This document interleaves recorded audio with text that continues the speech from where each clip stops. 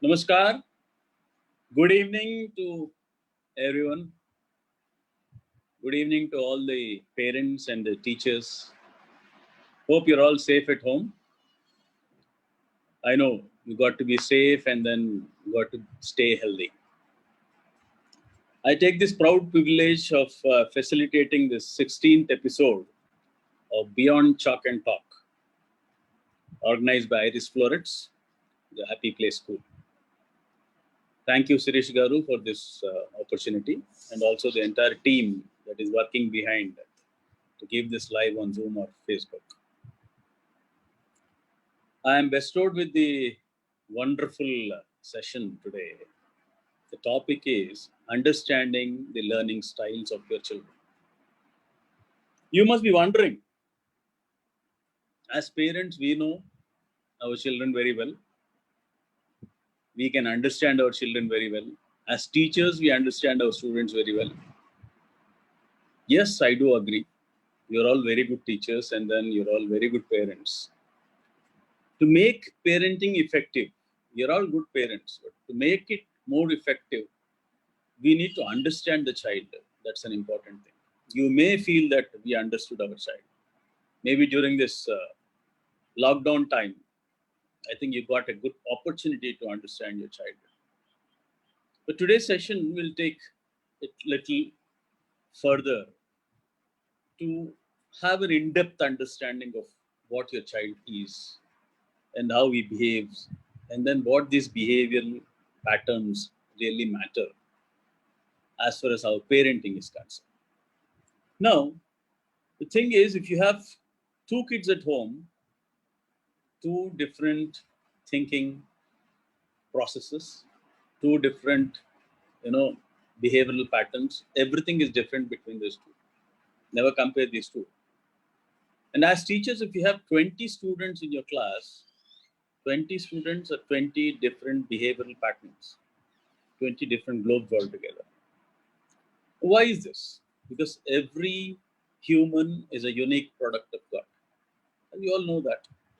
Because, no one resembles anyone. And then the behavioral patterns are also totally different from every human being. Right? The creation itself is like that. Now today, my session is based on the theory of multiple intelligences, which was proposed by Dr. Howard Gardner. He's a psychologist from USA. And he proposed this. And then as per his theory, there are 8 types of intelligences in every human being. In fact, he has given one more, added one more later on. It is 9 types of intelligences. But we are going to discuss on 8 things, right? These 8 things are important as far as the early childhood years are concerned, or developing years are concerned. Now, why this is required? Why this parenting is required? You may say that we are perfectly doing our parenting. We got to lay a very good foundation, because when the child grows up into a personality, into an adult, we got to ensure that they become positive personalities. Personalities are of 2 types, negative and positive. Now, there are 2 seeds. I'll tell you a story. There's two seeds rolling down a mountain, maybe some birds threw them, and then they settle down in a valley. Rains have come in, and then they were literally nourished well, and then they started sprouting up, and slowly these 2 have become a big trees. Now, one tree grew up with a small, thin trunk. It branched out with all flowers and then fruits, etc. The other seed, it grew up into with a grand trunk. It branched out like a big tree. One day there was a huge cyclone. What happened? This bigger tree slowly fell on the smaller tree, and then it was taking support on the smaller tree. It is not smaller tree, but the tree with a small trunk, a thin trunk like. You can't understand because, this is a grand trunk tree and then this one with a very little, a small trunk like. How it is able to take the support or take the entire weight of the big tree. So the bigger tree asked the small one, how were you able to do it? Then the small tree said, when you are branching out and then strengthening yourself above the ground, I was doing the same under the ground. I was strengthening my roots. That's the reason why I'm able to stand and then take your entire weight on me. The foundation is such an important aspect. If you lay a very good foundation, if the roots are strong, the child will develop into a good personality, positive personality, like a big tree. So here, what we exactly do as far as parenting is concerned, teaching is concerned, is there are some important things that we need to understand here. If I ask you a question, is your child intelligent? What will be your answer? Generally, it so happens, I'll tell you, it happened in one of my sessions when I was doing my parenting session in some school. There were 100 plus parents sitting. And then I asked this question, is your child intelligent? 25% of the crowd, parents said that, yes, our child is intelligent. Another 25% said that our child, we don't know whether he's intelligent or not. But larger chunk, 50% of the parents said, no, my child is not intelligent. I went a little in depth into it and then asked them some more questions. And then I have come to understand that there are a lot of reasons. They say, this 50% who say that my child is not intelligent, they say that, they compare their child with the neighbor's child or someone else. The neighbor's child's communication skills are good, something else is good, he's good in math, he's good in speaking, he's good in dancing, he's good in a lot of other things. My child does not do that, right? And then out of that 50%, some of the parents started saying that, my elder one is a very dull, lazy guy. My younger one is really intelligent. So here, they keep comparing with the other child, which is a big blunder. No parent should do this, neither the teacher nor the parent. This because, as I told you already, every person, every human is a unique product of God. You cannot compare Sachin Tendulkar with Dr. APJ Abdul Kalam. APJ Abdul Kalam is good. He's a missile man, and Sachin Tendulkar is a cricketer. His skills and talents are different. Sachin Tendulkar's skills and talents are different. Same way, your child may be good at dancing. The neighbor's child is good at something else. You cannot compare. Never do this comparison, even between your own two kids. Right? There is nothing called as dull. Today we have removed this from the dictionary of all the schools. But the learning style is different.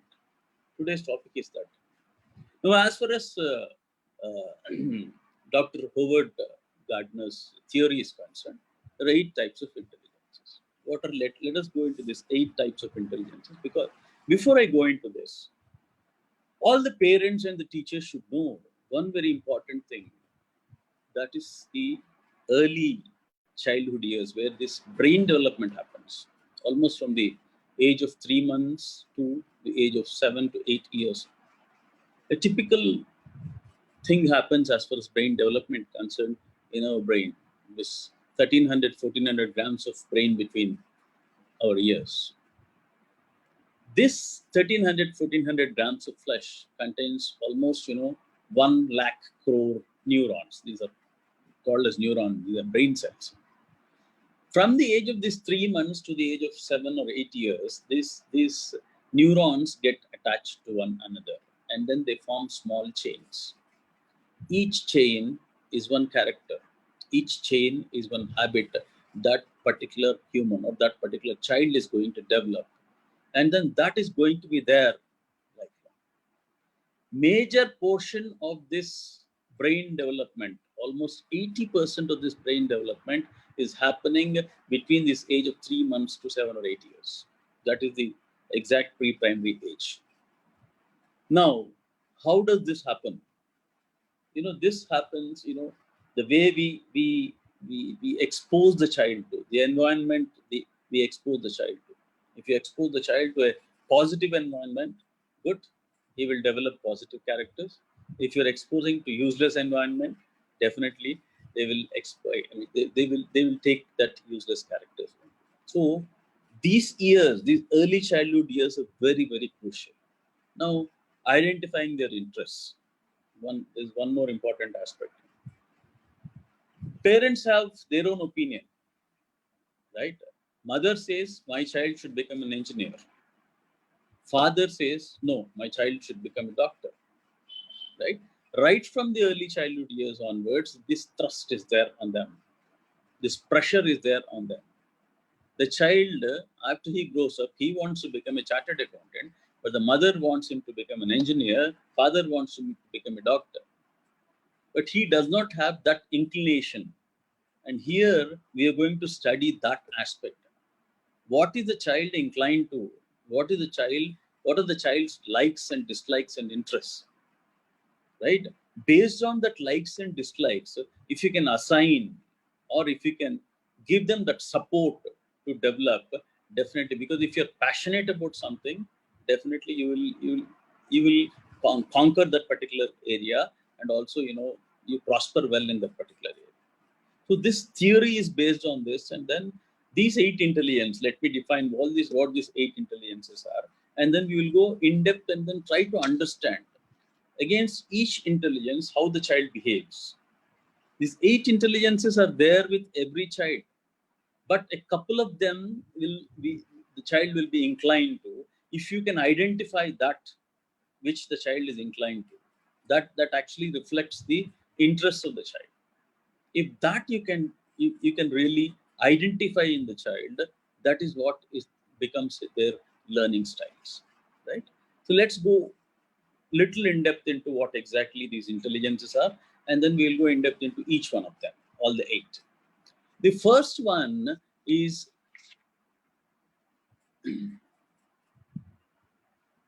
verbal linguistic intelligence.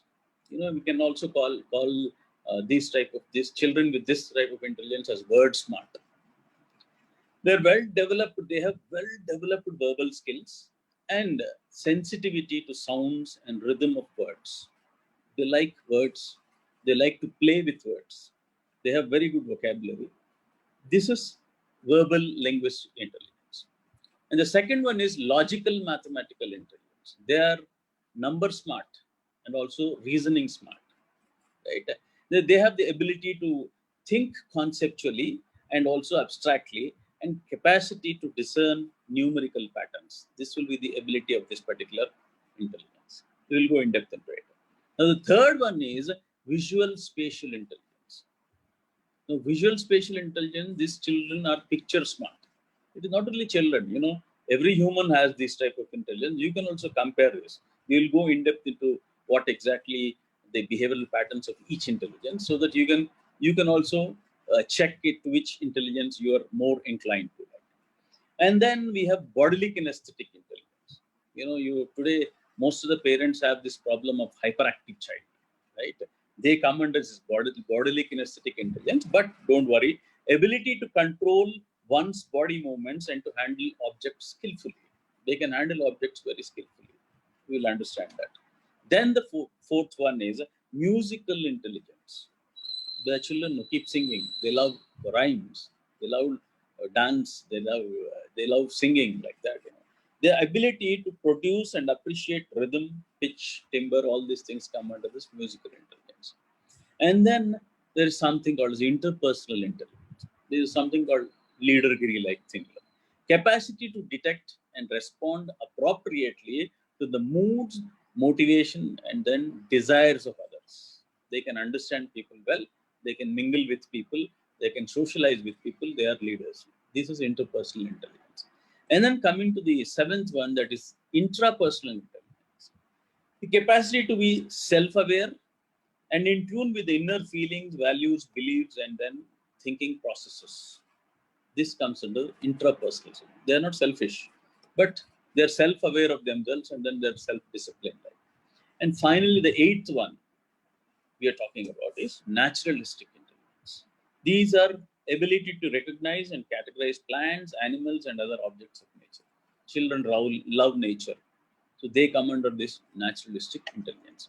Now let's go in depth into each one. The first one is linguistic intelligence. Now try to compare the characteristics of trying to tell you, or the behavioral patterns with your child or with yourself also. You will understand to which intelligence you are more inclined.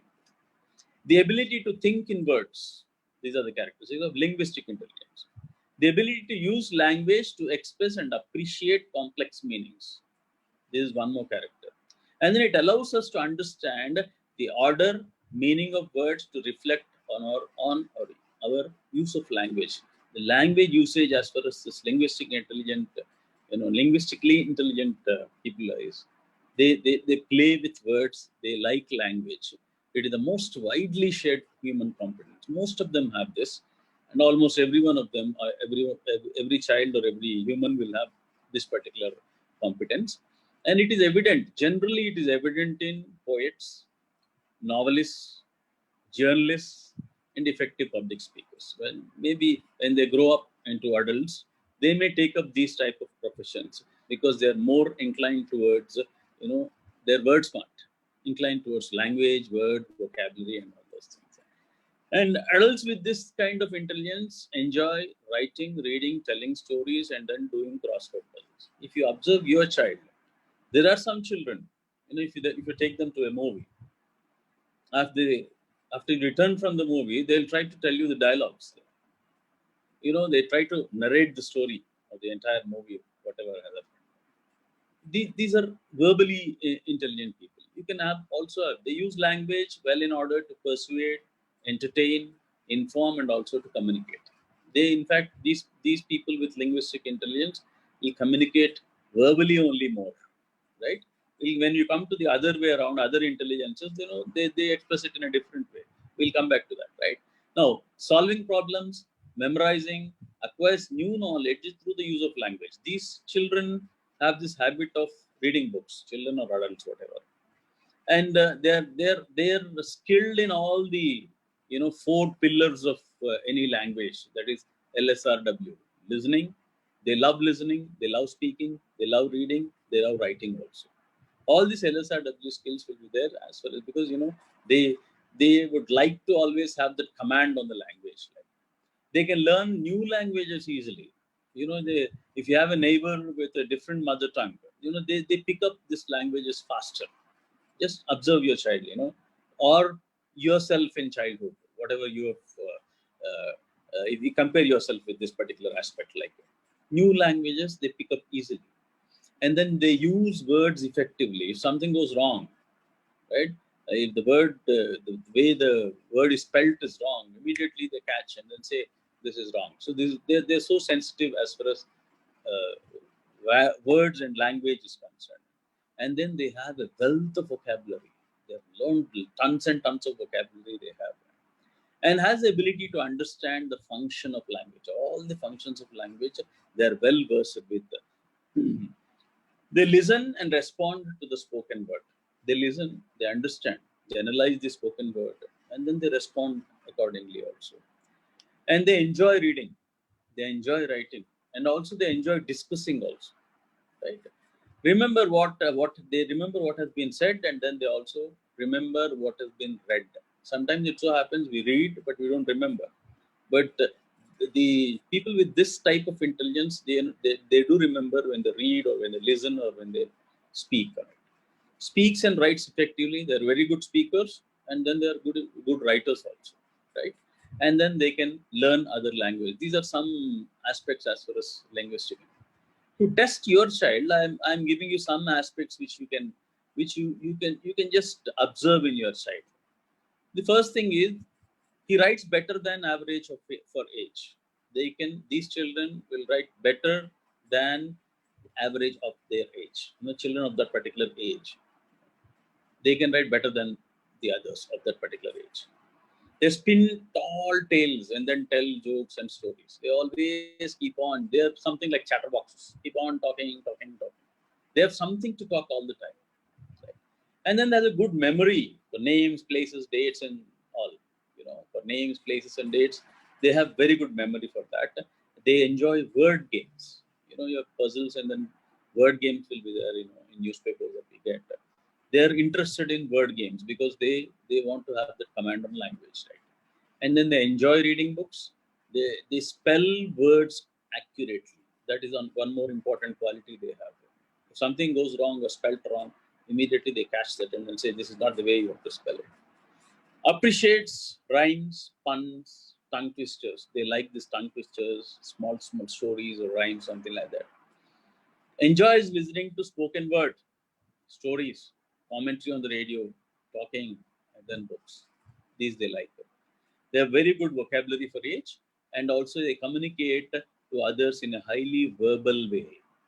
These are some things that you can check as far as verbal intelligence is concerned in your child. Okay, let's go to the next intelligence, that is logical mathematical intelligence. Now, it is the ability to calculate, quantify, consider propositions, and also hypotheses. These are the basic qualities as far as the logical mathematical intelligence is concerned. The ability to carry out complete mathematical operations also. They can carry out complete mathematical action. And also one more aspect is reasoning. They will have, they have the sequential reasoning skills they possess. And also they have this inductive and deductive thinking patterns, which are typical, because these are generally today's children are like this, right? And the logical intelligence is usually well developed in mathematicians, scientists, and also detectives. Maybe the logical mathematical intelligence, the children with that particular intelligence may grow up to become, something like mathematicians or scientists or detectives. Lots of logical intelligence are interested in patterns, categories, and relationships. Relationship with this pattern, between these patterns and categories. They do this in a very typical way, they do it, right? And then they are drawn to arithmetic problems, and then strategy games and experiments. Something like, games which are not like crossword puzzles or something like that, something like business games or something like that, those type of they're interested in. And then they are interested in science experiments also, right? Because they're good at that, and then they are interested in science and mathematics. They're more inclined towards this subject. They can recognize, explore patterns, categories, and also relationships using the objects or symbols. Things in a very logical manner, ordered manner, and also a sequential way. These are the typical characters this logical or reasoning or mathematical intelligence children will have. They enjoy collecting and classifying things. They collect things. Something like, you used to have hobbies of collecting several things and then put them into the notebooks, and then we used to preserve them. Like that, they have this collection of coins, collection of stamps, these type of things they have. And they use reasoning and logic to solve problems. They always ask for the logic behind it. And then they use that logic only to solve problems. And then they're good at using these numbers very, very effectively, because they're number smart, logically, mathematically intelligent. They have a sensitivity to logical patterns, statements, and relationship, and then they are skilled in science and math, as I told you. Now, as far as this logical mathematical intelligence is concerned, there are some things that we can, I'm giving a couple of things that, 10 or 15 things which you can really check whether this child belongs to that particular intelligence or not. Your child keeps asking a lot of questions about how things work, because they want to know the logic behind anything. If a new thing or a new toy comes in, immediately they try to understand the logic behind it, how it works that way only. And then they compute arithmetic problems in their head quickly. They do little calculations in their head. They don't use calculator or use a pencil or paper to really calculate. Little calculations they can do in their head itself. They don't require a calculator. Right? So these people are like that, and then they enjoy the math class. Generally, some children hate science class, some children hate math class, some children hate language classes. If you look at this logically, mathematically intelligent children, they are more inclined towards math class and they enjoy the math class. Finds math, computer games interesting. Math games and then computer games are, these people are interested in that games. And they enjoy chess, checkers, and other strategy games. They may not enjoy word puzzles and other aspects, but they like to play chess because there is logic behind it. And then checkers and other strategy games they're more interested in. They enjoy working on logic puzzles and then brain teasers. They want brain teasers because there is some reasoning behind it which they want to check. Enjoys putting things in categories and hierarchies.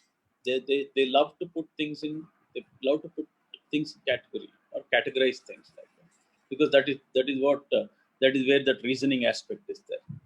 Likes to experiment in a way that shows higher order cognitive thinking processes. This is also one very important thing. Things on more abstract or conceptual level than peers. They always want to, because the logic behind how things work. So they always are inclined towards conceptual understanding of anything that they that is there before them. They have a good sense of cause and effect for age. More than their age, the cause effect will be there for that particular age. This is about the logical mathematical intelligence. You can check this in your child on these aspects so that you'll understand whether the child is logically or mathematically intelligent or not. Then going to the third one, that is the spatial intelligence. This particular intelligence, children or people with this type of intelligence are called as picture smart. They love pictures. Generally, human beings have this, inclination towards human brain attracts pictures more than text. But these people are more inclined towards this particular pictures. Spatial intelligence is the ability to think in three dimensions. This is three-dimensional thinking. Core capacities include mental imagery, spatial reasoning, image manipulation, graphics, and artistic skills, and an active imagination.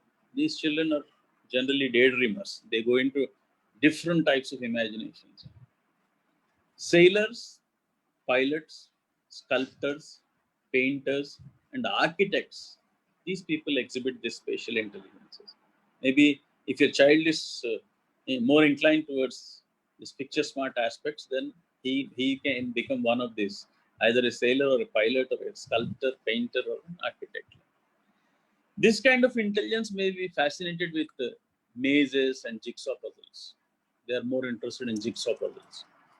And they spend free time drawing, painting, and then daydream. They always keep dreaming. They are in their own world, dreaming about Superman, Spider-Man, and all those things. So they're more inclined toward the daydreaming. Now, how we can identify, I'll give you 10 aspects which you can check in your child life. They report clear visual images. If they see something, they come back and then explain you, and then they will give you the right picture. You can understand that as a picture.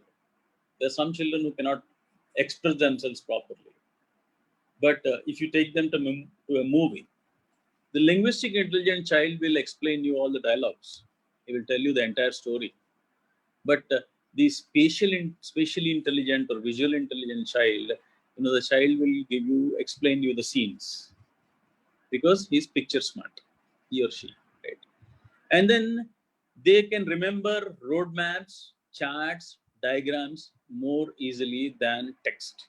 If you give something in text, they may not like it.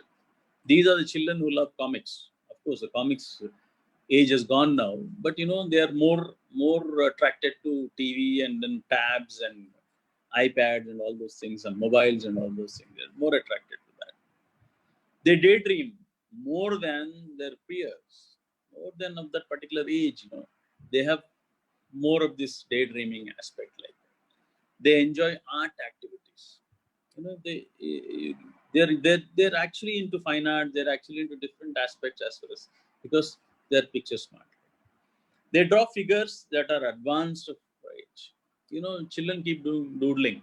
We don't understand what type of doodling they're doing. But there is some meaning behind that doodling also. When they grow up, you will understand. They will give some meaning for that particular doodling they were doing at a very young age. Generally, parents keep stopping when the child is doing some doodling on the wall. Never do that, because there may be a Ravi Verma or an MF Hussain in the making there, right? Let them do the doodling, but slowly, support them with several things that will really encourage that particular doodling to become a better person as far as art is concerned. Draws figures that are advanced to age and likes to view movies, slides, and other visual presentation. They like more visual presentation. As I said, text will not be sufficient for them. If you give them something like epics like Ramayana or Mahabharata, they will not like to open it also. But if something is something like with pictures and then text included, then they love to do it because they love pictures. Right? They enjoy doing puzzles, mazes, or similar visual activities. Whatever is visual, they are interested in. They build interesting three-dimensional constructions for age. For their age, they do a lot of things which are above their age also, right? Above their capabilities of that particular age. Gets more of pictures than words while reading. They recognize pictures more when they do the reading part rather than reading through the text. If you look at a picture, we just glance through that. But visually smart people, they go into very in-depth details into it, and then try to understand the minute things out of that picture. That is one quality they have. So they doodles on workbooks, worksheets, and other material. The children must be doing this. They whatever notebooks or textbooks they have, they keep on doodling, and then they do some scratch work on that textbooks or books like that. They always like to do something with their hand. Something or other, but there should be some movement in the hand, and then something they'll be doing it. They have this habit of doing it in their notes, textbooks, and all those things. So these are some things that we can understand as far as visual spatial intelligent children are concerned. And then the fourth one is bodily kinesthetic intelligence. Now, this is one most of the parents must be facing this particular child, bodily kinesthetic, the hyperactive child. Hyperactive children, if you ask parents, I think one in every five parents say that my child is very hyperactive. Right? Hyperactive children, parents, I want to tell you something very important. As a psychologist, I just want to tell you that these children, when they grow up, you're lucky to have these kids, because when they grow up, they grow up into multifaceted personalities. Just because they have this particular thing in them, that if a normal child grasps one thing in a minute, the hyperactive child will grasp at least 4 to 5 things in that same minute. Here, the grasping levels are more. I know if you buy a toy for them, within a day or at least within few hours, they will say that finished. Now I want a new toy. They keep on changing that, and then they want something new. They want to try something new, and then this happens because they want variety. And one more important thing as far as hyperactive child is concerned is, it may be difficult for the parents to bring them up because they are very hyper, but you have to strengthen your muscles to bring them up, because you are lucky they are going to grow up or groom themselves into better personalities or multifaceted personalities. It also involves sense of timing. Parents may be scared. This fellow's running and then going helter-skelter, he might get hurt. But they have this coordination. Mind-body union is there for them. Perfection in that skills. They can balance very well, like the ones they do the gymnastics and all those things. Athletes, dancers, surgeons, craftspeople, these are the people who exhibit well-developed bodily kinesthetic. Now, there are other aspects, if you go in depth into the bodily kinesthetic intelligence. They use both mind and body in the display of motor skills and the performance of physical tasks and functions. All the physical tasks, mind-body coordination is very, very good as far as the bodily kinesthetic. That's why they can become very good sportsmen. Right? They can manipulate objects in the environment with ease. Environment, there are a lot of objects that are there. These children will also, if you give a toy, a new toy or some electronic, something you give, some new thing, they will immediately try to dismantle it and then try to construct it. The destruction and construction, they keep doing this because they love to go and then see what it is. And then more of moments will be there in these children. Even if in the classroom, teachers might observe some children, they can stay in one position only for a minute or so. After 1 minute or 2 minutes, slowly the movement comes in. They start, pulling others, knocking others, pinching others, and that part they do because they cannot stay still. These are bodily kinesthetic. They have good sense of balance, coordination, strength, speed, and dexterity also.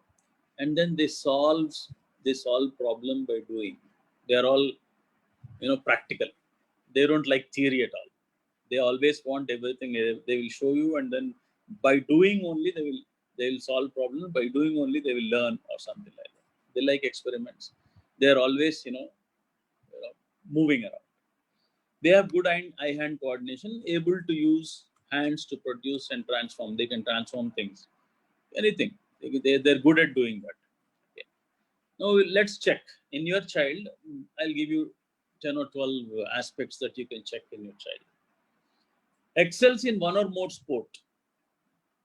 They'll have inclination to more than one, at least one or more than one sports. They're interested in playing. Moves, twitches, taps, or fidgets while seated for a long time in one spot. They keep on.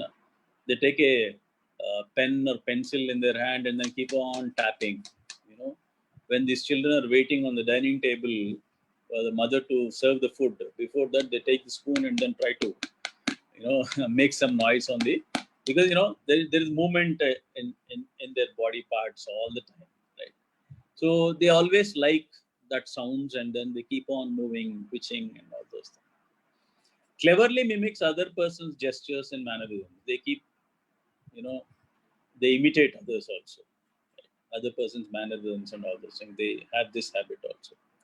Loves to take things apart and put them back together. I told you, destruction, dismantling, and also again constructing. They have this habit on anything. They always, they're keen on doing that. Take anything in your house, they want to see what's inside. They want to see what is the logic behind it, and then they're always, dismantling, destructing, and then constructing again. They put their hands all over something they've just seen. Suppose you bought a mobile phone. Oh, immediately they want to see that. If you show them like this and then say, "Oh, this is that mobile phone I bought," they want to touch and feel. Only then they're satisfied. This is one character they have. They enjoy jumping. They enjoy running. They enjoy wrestling. They enjoy similar activities. If you have two kids, if one is hyperactive, the other one is gone. They try to hit, and then this hitting business will be happening, and then they'll be running around, jumping around. The other one will cry. These things happen, right? These are things that are the characters of this bodily kinesthetic. And then good fine motor coordination in other ways also is there. They have a dramatic way of expressing himself or herself. They don't like to speak because they're not word smart. They're not verbally intelligent. Bodily kinesthetic. So they have the sign language of expressing anything. More of bodily movements will be there. And through the body language, they try to express everything. So these are some things that you can find in bodily kinesthetic. And then they report different physical sensations while thinking or working. And they enjoy working with clay or tactile experiences. Something like, clay or something like that, that takes different shapes. They're interested because, they don't want that to be in one shape for a moment. And then later on, only for that minute or so, later on they want to change that. So like that, they would love to be with. They're good at fine arts also. They can go do a lot of artistic work also, bodily kinesthetic children, because they have body mind union, eye hand coordination are good as far as the bodily kinesthetic intelligence is concerned. Then we'll go into the next one, that is musically smart, that is musical intelligence. This is commonly found in many of the people, many of the children also, because they love songs, they love singing. They immediately grasp when you take them to a movie. Immediately they start repeating their songs, or they have those songs by heart, or some tune will be running behind in their mind. Interestingly, there is often effective connection between music and emotions, right? Emotions and then music has a lot of connectivity there. Young adults with this kind of intelligence are usually singing or drumming themselves. They also have this habit of rhythmic tapping. Rhythmically, they keep on tapping on things, tapping on a table, tapping on anything. But this tapping, compared to the bodily kinesthetic intelligence, bodily kinesthetic intelligent children or people will just tap. They keep on tapping. But here, if the child is musically smart, this tapping will be rhythmic tapping, right? You can enjoy that music out of that particular tapping. So they are usually quite aware of sounds others may miss. Sometimes it so happens, when we are when we are listening, we are just listening. But these musically smart people, musical smart people will have that inclination to, minutest sounds they can hear. They can observe the minutest of the sounds that happen around in atmosphere. Like they have the ability to communicate or understand emotions conveyed through music. Music also conveys emotions. You know that, heartbeat, songs that are with the Tinmar beat or something like, very tragic songs are there. There is a difference in emotions. When you're in good mood, you like to react to that beat wala song. Or if you're not in a good mood, then you go with a different type of songs altogether, slow songs. Like this is very well seen as far as musically intelligent or perform musically. It so happens you may feel that what they can do, but they can do good composing also, right? They can also perform well as far as that composition is concerned. They're good at that, but you have to give a chance to them so that they will definitely perform well. Is sensitive to sounds and has a good sense of pitch also, right?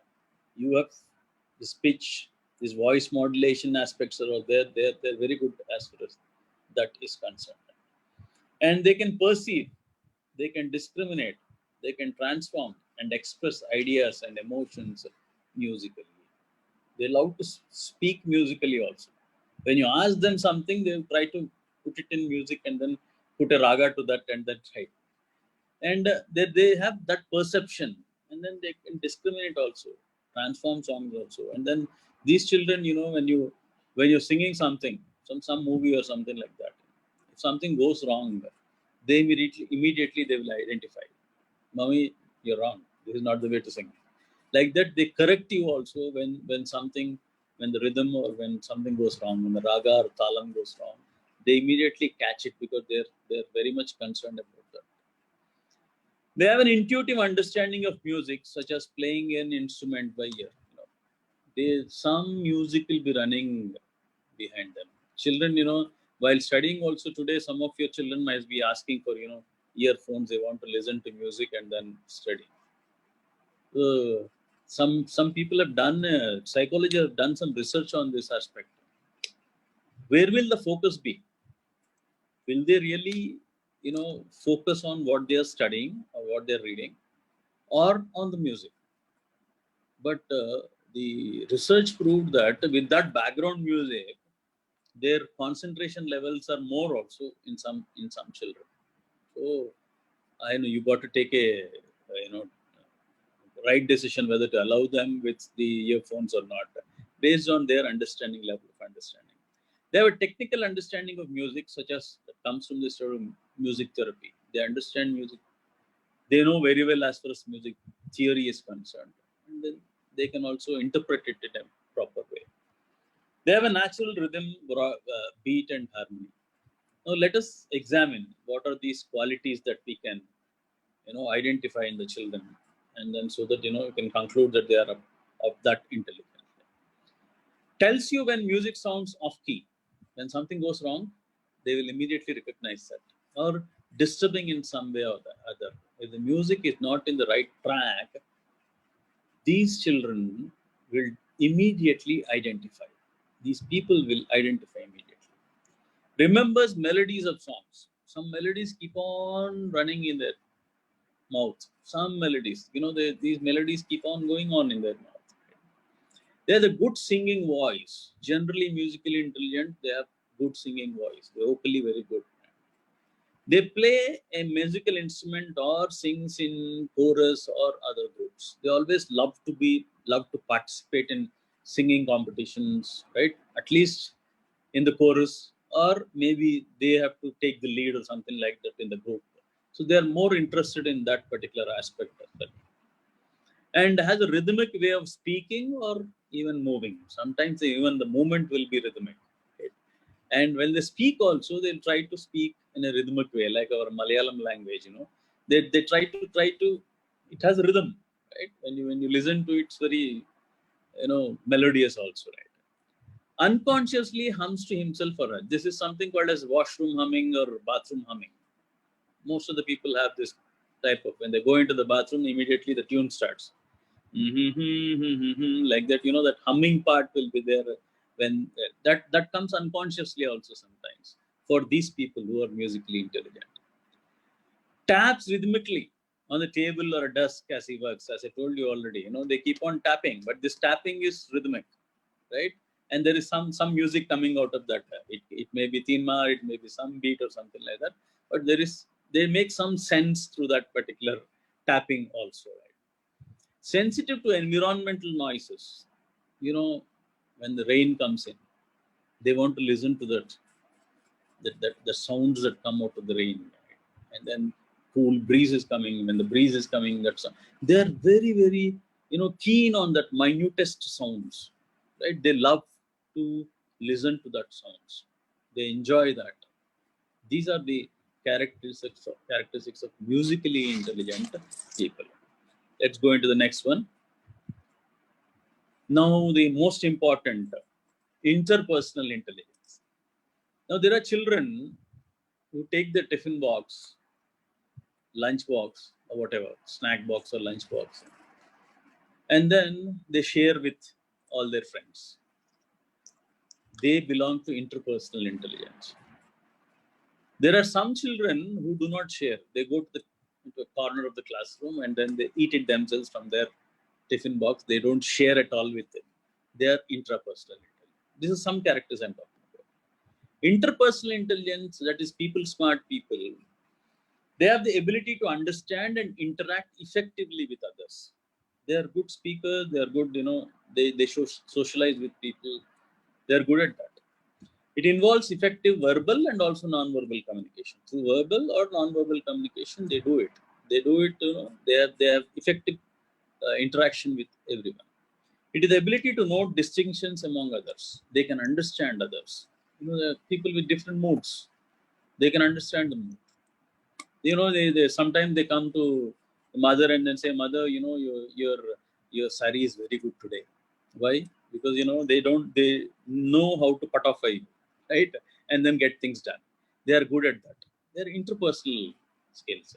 They have the sensitivity to the moods, temperaments of others, and also the ability to entertain multiple perspectives. They can deal with people with any type of mood, right? They'll be, if somebody is in an angry mood, they know how to deal, slowly pacify and then cool them down. All these things, these people have the ability to do such things. Generally, teachers, social workers, actors, and politicians have exhibit this because this is all leadergiri part, right? Interpersonal intelligence. Adults with this intelligence are leaders among their peers and good at communicating and seem to understand others' feelings and motives. They can understand others' feelings very well because they're people smart. Right? Now, they have the ability to sense the moods, feelings, and needs of others and then build relationships. They can build relationships faster and also they can work collaboratively. Teachers may face some children, they don't like when you give some group activity to them. They would love to do only individual activities. When you give a group activity, you say that four of you or five of you are going to do. They may not like. They like it. They love to become a leader there and then do it. The intrapersonal child may not like it.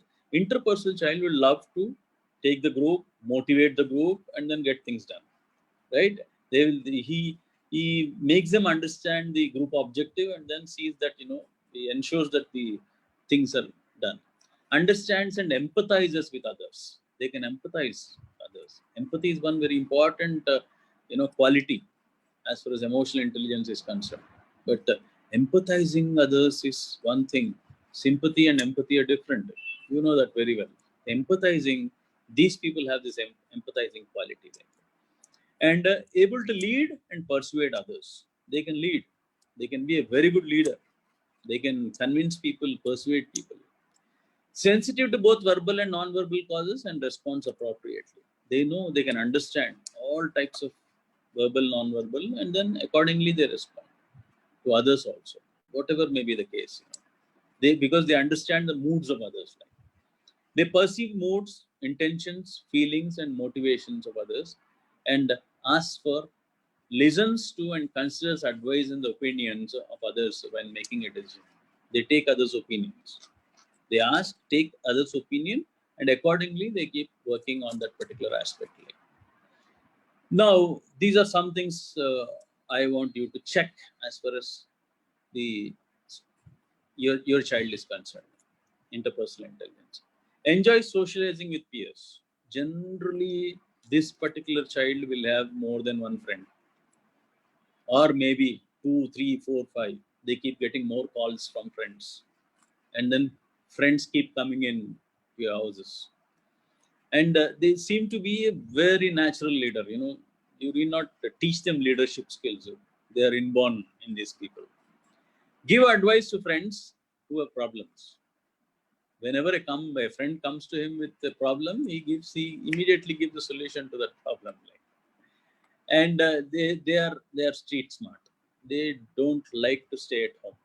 They are always, because they are in clubs, they are in different groups. They would like to go out and then play. They don't want to stay still in one place. They don't like it. These are the children who always, if you are going for a party, going for a marriage, this child will be the first person to get ready, and then he always loves people coming in, loves relatives coming into your house, and then he entertains all those people. He loves to go outside, go to people, and then socialize with people. This is one quality that interpersonal intelligent child will have. They always belong to clubs, committees, or other group organizations, and they enjoy informally teaching other kids. They also have the habit of teaching others, right? Because leadergiri is there. So they keep on giving, and then giving advices or teaching what they know, what they don't know, or something like that. And like to play games with other kids. These people do not play individual games. They only play group games where 4, 5, 6, 7 people are, or more than them are involved, because they love to be among people.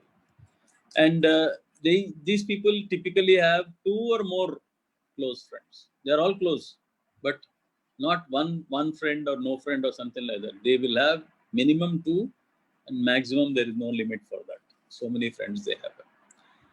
And has a good sense of empathy and concern for others. Just check this aspect. And others seek out his or her empathy or concern for others.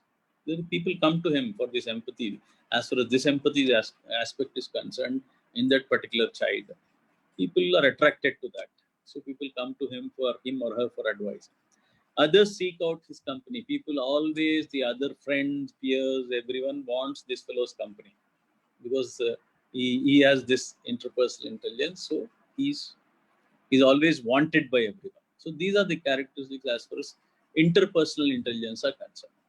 Now let's go to the next one, that is intrapersonal, quite opposite to interpersonal. Intrapersonal, it is the capacity to understanding oneself and one's thoughts and one's feelings. He's always, he or she is my feelings, my thoughts, my everything, my. Not exactly selfish, but they're more into their self-awareness, self-discipline, and They can take care of themselves. They don't need anyone's advice. Right? It is the use of such knowledge in planning, directing one's life. Whatever knowledge they have, in fact, they gain more knowledge, in fact, for just, keeping their track towards their career path in a proper way, so that they can manage themselves, they can stand on their own feet. It involves not only an appreciation of the self, but also the human condition. That's an important aspect there.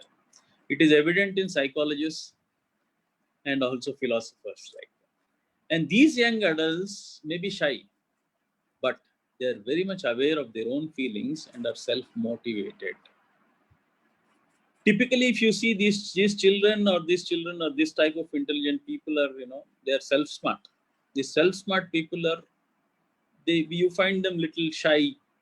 They don't really speak with others, or they're not outspoken or something like that. But they're they don't speak, but they are always self-motivated. Like, they recognize personal strengths and weaknesses. They can recognize their own personal strengths and weaknesses, and has the ability to reflect on their life. That's a very good quality, because they can reflect on their strengths and their weaknesses and then get on. Reflects upon, analyzes, understands his or her feelings and desires. They understand very well their own desires and their own feelings, right? And most important thing that you can observe in this type of self-smart people is they are self-disciplined, self-confident, self-motivated, and self-understanding. What more you want? These four are sufficient for a person to lead a good life. They're self-disciplined, self-confident, self-motivated, and self-understanding. They use both strengths and limitations in their goal setting, motivation, and planning, because they know their own strengths and weaknesses. Accordingly, they'll plan their future also. Plans for and uses stable organizations and study skills. They have their own choice. When they have to join a school or join a college or join an office, they have their own style of, grading things, and then they organize things like that. Understands his or her own hopes, dreams, aspirations, and emotions. What more is required? They are, you know, they're self-sufficient. They can do things on their own. Let us study the characteristics as far as intrapersonal intelligence people are concerned. They display a sense of independence or a strong will. These are people with very, very good, strong will. That is what is required. When they have that willpower, nothing is impossible. Has a realistic sense of his or her strengths and weaknesses. They know their strengths and they know their weaknesses, right? And they do well when left alone or to play or study. As I told you, in the interpersonal intelligence, they would love to socialize. They would love to go out. They love to go to marriages, parties. They invite. They would love relatives staying with them for a longer time or something like that. But this particular intrapersonal child, they don't love to, mingle with people. They're always, if somebody comes home, or some friend, or the father or mother, these people will go into the bedroom and then they will try to spend time for themselves only. They don't even wish them or something like that. So they don't love people coming in. They don't love going out. These people do not have even a single friend. Even if they have a single friend, the thing that friend will also be intrapersonal only, right? And marches to the beat of a different drummer in her own style of living and learning. They love their own style, their own way of doing it. Okay, and has an interest or hobby that he does not talk much about. Right? These people have a hobby. It can be a stamp collection. It can be some other collection or something like that. But they don't really express about that to anyone. They keep it for themselves only. Has a good sense of self-direction. Very important quality. They have good sense. They are self-directed. What more you want? They're self-directed. They can think of, I want to do this. They will go and then do that. They're self-directed. That's an important quality. And then they prefer working alone to working with others. They would prefer to work alone. They will not, mingle with others and then work. As I told you, these children are not at all interested in group activities if the teacher want to give. They want only individual activities. They can do it. If the teacher appreciates the group, they don't like it. They appreciate individually. This intrapersonal child will be very much, happy. accurately expresses how her feelings are. Feelings, there is no ambiguity as far as expressing his feelings are concerned. Perfectly, he expresses his feelings. He is able to learn from his or her failures and successes in life. Not what more we want. He or she will learn from their own failures and from their own successes, and based on that, they set their goals and then go ahead. They have high self-esteem. Very important aspect. Very, very high self-esteem. This is intrapersonal intelligence. Okay. Let's go to the final one, that is the eighth one. I'm not talking about the ninth one given by Dr. Howard Gardner, because that is for a higher elders and adults, that is the existential intelligence. We are not going into that. We'll stop with this naturalistic intelligence. These children are nature smart. It's a human ability to discriminate among living things, plants, animals, and all those things. It is a sensitivity to others' features of the natural world, clouds, rock configurations, and this particular child, that is nature smart child, is always with the nature. They love flowers, they love plants, they love going to parks, they love greenery, they love to develop, they love pets. They want to have, pets at home. Uh, they love cats, they love dogs, right? Like that. They can create categories, sort, index, and then items accordingly. They love something that is related to nature. They go investigate things, try to explore a lot of things as far as nature is concerned. Plants around, anything around us. They feel comfortably with nature and natural world. Very, very comfortable. As I told you, it can be animals, it can be anything. They love to go to zoo, they love to go to forest, they love to go trekking and all those things. They're able to recognize and make distinctions between things in nature. They can, make out, something like animal species, that categorization, recognition of that particular categories and all those things. They are good at that. They are more interested in gathering information as far as those things are concerned. He's oriented towards outdoor life. He's always street smart. He'd love to go out because, in the four walls inside the house, they cannot explore anything. They want to explore. So this child also, naturalistic intelligent child, the nature smart child, is always with the nature, always with, outside. They will not stay at home. Is oriented towards outdoor life only, and then is good survival skills. One very important thing, they can live off the land. Wherever you leave them, they can come back, they can live on their own, like that. They'll find something from the nature to, to enjoy or pass their time, like that. They are street smart. They using all the senses, watching animal behavior. They're allowed to use microscopes, telescopes, binoculars, hand lenses, or mobile. They're good at taking pictures. They pictures of different aspects as far as nature is concerned. Maybe sunrise, sunset. When it is raining, they love that particular part. They would like to picture that. They always take this mobile and then they keep on doing this picturing part and all. Discerning changes outdoors over the course of the school year. They observe things when the seasonal changes happen. They're very keen observers. What's happening now, what is going to happen now. Watching weather also, to learn weather forecasting. They are allowed to learn about weather forecasting. Noticing ecological principles in action, and then decomposition of plants, material over plants, and all those things.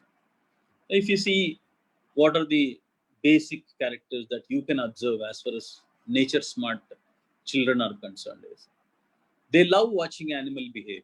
It can be pets or it can be anything. They love to watch how animals behave, how birds behave, right?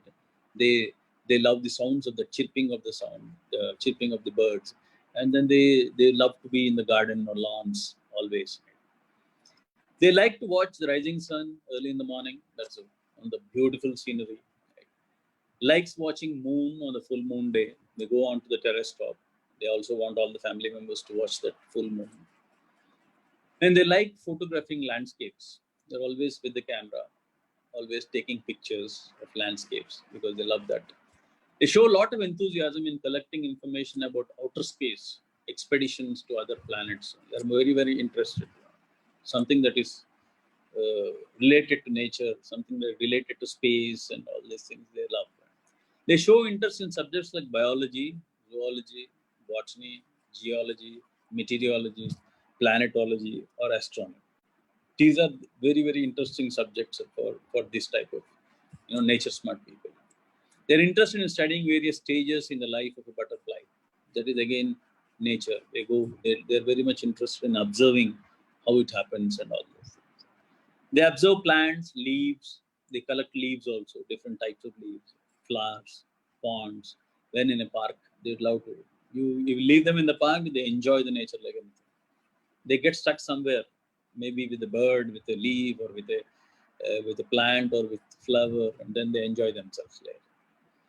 And they show interest in studying various stages of cycle of butterfly and wishes to be part of agitations to save Earth. They participate in that also, right? Expeditions and participate in that. So these are the 8 types of intelligences I have covered till now, as far as the proposals or the things theory given by Dr. Howard Gardner. Now, as far as learning styles are concerned, I'll just brief them and then we'll end the show. The word player, that is the verbal linguistic intelligent people, they learn best by saying, hearing, seeing words, and then stories. So these are the learning styles as far as we can brief on. These are the learning styles of verbal linguistically intelligent children. If you go to the logical mathematical, they are also called as logically smart, or we can say that questioner, because they keep on asking a lot of questions. How it works, how this works like this, why it should work like this only, why this should happen like this one. They're always interested in the logic behind. These children, they can learn best by categorizing, classifying. We can assign such activities to these children, working with abstract patterns and relationships, and then quantifying also. These are the children who would love to, when you get all the vegetables in one bag and then you just put it on the floor and then tell the child to categorize bendi from and other vegetables, and they are very much interested in such things, right? You should assign such type of things for this logical mathematical intelligence. Let them quantify, let them tell how many bendi are there, how many other aspects are there, other vegetables are there. Like that, you can assign small thing where they learn better because they're inclined towards that particular. Then the spatial intelligence, he's the visualizer. For them, you can put some activities because they learn best by visualizing. They learn by dreaming, using the mind's eye, working with colors, pictures, and outlining. So you can give them such type of activities where they love to visualize, they love to dream. They go into imagination because they're spatially intelligent, they're visualizers. So they have lot of imagination. They keep on. These are the children who come to the parents, and then every day morning they want the parents to listen to their dreams. They want to tell about the dream, and they explain about the dream, and then they are daydreamers.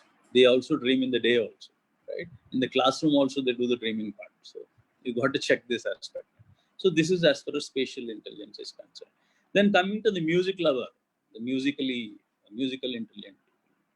For them, you can assign something like rhythm, melody, music, sound, drumming, listening, and all those things. These type of activities they learn best by. So you can assign something of that sort. Like, and then bodily kinesthetic, the mover, the hyperactive child. For them, you got to give some, hyperactive child. One more important thing that you got to understand, parents and teachers, is they have very high energy, but if you really channelize this energy into some other things, try to involve them and then see that they're busy in different things. Of course, all those things should be of their interest only. Involve them in 4 or 5 things, and they can do better in all those 4 or 5 aspects that you are involving them in, because their grasping levels are very high. Okay, and then touching, moving, interacting with spaces, processing knowledge through bodily positions and all these things you can, and then give them good sports to play with.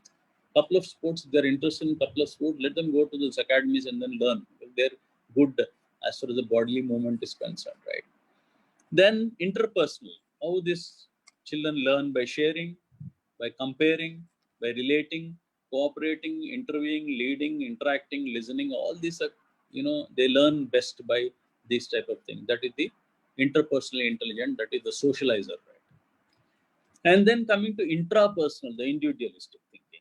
There, they learn best by reflection, individualized projects, not group projects, and then self-paced instruction, having own space and intuition. Something related to that type of things, if you can accommodate in their particular learning process, definitely the individualistic person, the intrapersonal will learn well. Finally, the naturalistic person, they learn best through collection of data, through observation, drawing, photographing, outdoor subjects, reading, writing, performing, all these things they are good at as far as naturalistic intelligence is concerned. These are the 8 types of intelligence, and if you can try and understand, right, all will have all the 8. But if you look at 2 or 3 intelligences, the child will be more interested in or more inclined towards. There you can understand the likes and dislikes and interests of the particular child, and accordingly you got to support the child in that particular area, so that because when you love something, when you're passionate about something, success will definitely come in if you love that particular work that you're doing. So, if the child is interested in science, assign something in science only. If the child is interested in mathematics, assign something in mathematics. Child is interested in history, nature, it's assign something for that, and then see that he makes a career path and then moves towards that particular channel, and then they will flourish. Because if you love your job, nobody can stop. You can do and enjoy every day. There is nothing called as working hard if you really are passionate about that particular thing. So this is the gist of what I exactly wanted to do. Generally, uh, multiple intelligence session I take for at least minimum of 5 to 6 hours, but I had to condense it and then talk to you for just 1 hour today. So I hope I have given you enough inputs of through the multiple intelligences concept on how to understand the learning styles in your child.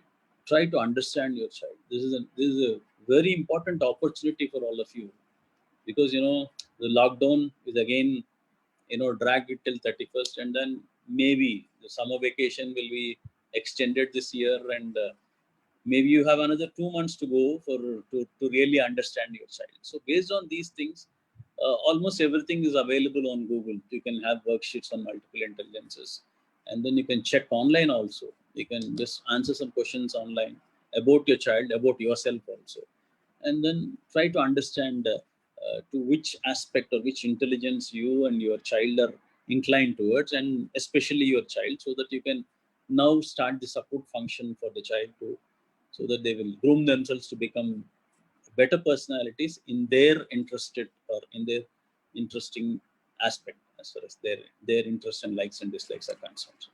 This is what I want to share, and thank you very much, Sirish Garu and Iris Flores, for giving me this opportunity. Namaskar.